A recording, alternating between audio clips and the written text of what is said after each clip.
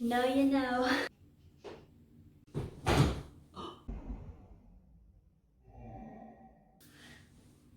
Welcome back to my channel. Excited that you're here. Tubby's excited too. Today I will be talking about how I am preparing for my first travel PT contract. If you hear some bells, it's because Tubby is playing right now. What was I saying? Oh yeah, the point of this whole video. I'm going to talk about how I'm preparing for my first PT travel contract. But first things first. So the NPTE results have not come in yet, unfortunately. I'm so sad about it. I really thought they were going to be in last Friday, but apparently not. I had all the dates wrong. Here's what happened. I googled, when do you find out NPT results? First thing that popped up says, for the NPTE, scores are released 5 business days after the exam. So I assumed that I took it on a Friday. That means the following Friday, I would know my results.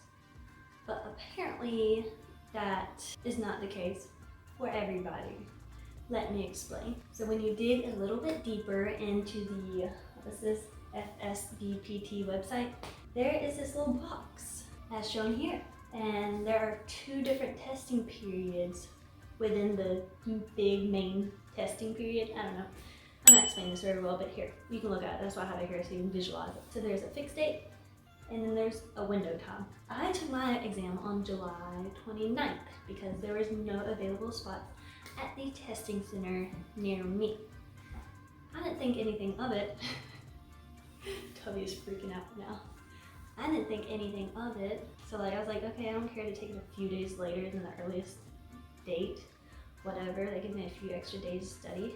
Well, I didn't realize that if you take it on July 29th to August 11th, you're not gonna find out your scores until August 16th.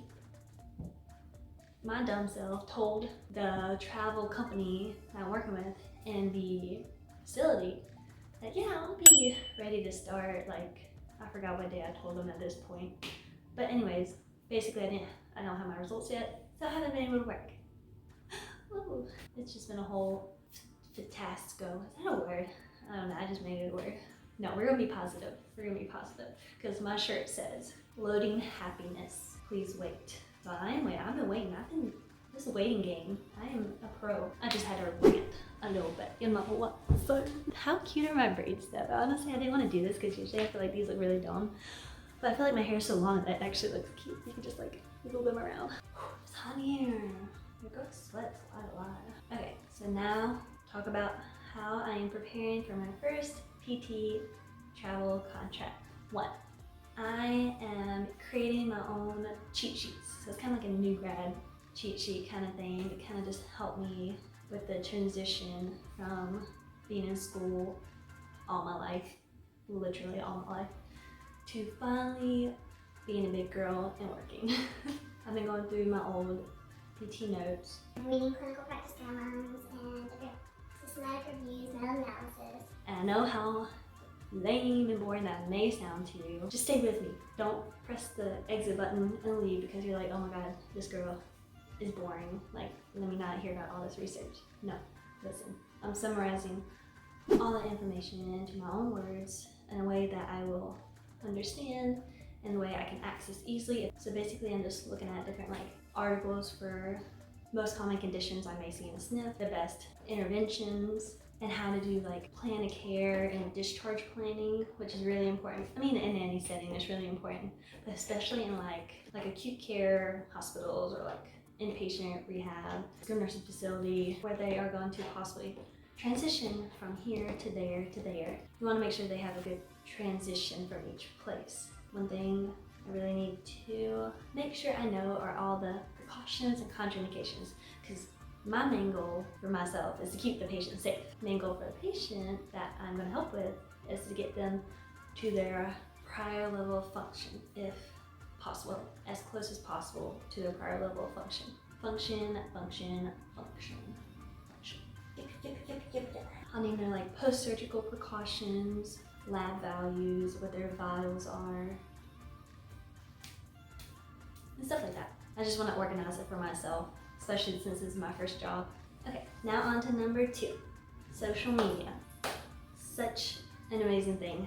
I love it. I try not to get, all addicted to it, but TikTok has kind of taken over my life. Social media, how does it relate to this topic? Trying to prepare for a SNF.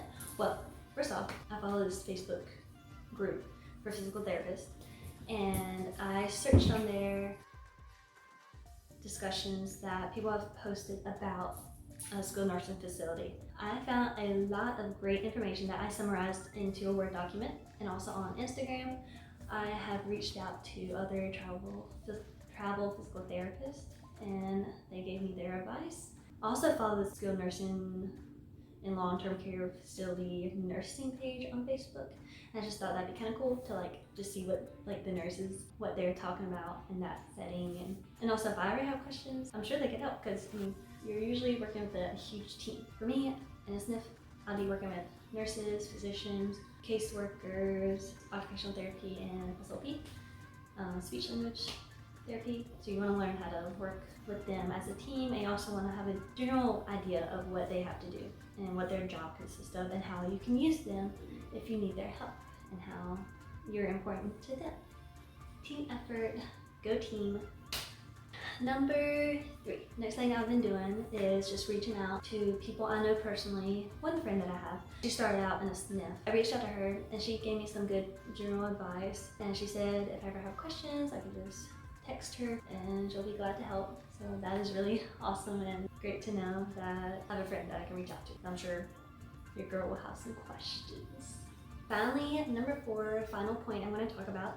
Another thing that will help me is reconditioning myself to be an early riser. I am a night owl. I feel like so many people are night owls. I can't go to sleep early. It hurts my soul to go to sleep early. I have been trying so hard to be in bed by 9 o'clock, ready for bed, just being in bed, relaxing. It's gonna take a while to get into that habit. I don't want to be rushing in the morning. I want enough time to just make a good breakfast. I want enough time to play with Tubby before I have to go to work, because I'm gonna be gone for a while. I want to work out before work. I want enough time to make my bed, because I've noticed that I really enjoy making my bed in the morning. You probably hear that all the time.